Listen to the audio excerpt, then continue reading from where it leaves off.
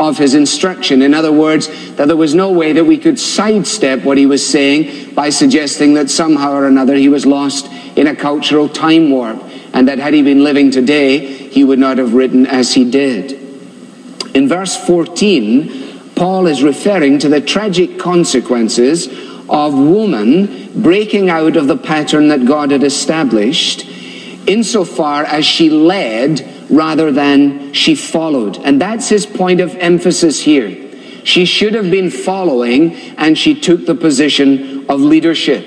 And consequently, sin entered the world through a reversal of God-given roles. Paul is not absolving Adam from responsibility. Far from it. Eve was deceived, but Adam, as we noted, sinned willfully. He sinned with his eyes wide open. Now, there are basic fundamental truths in these first 3 chapters of Genesis, and they will repay your careful study.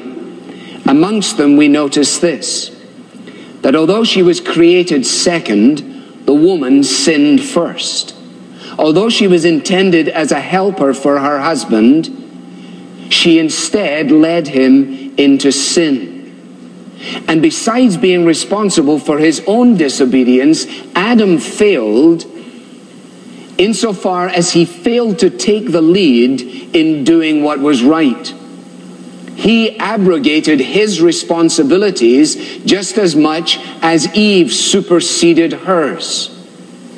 And the consequences of this are chronicled for us in Genesis 3. There are implications which immediately came to man, and I use the word generically there, man, men and women, as a result of the fall of man into sin.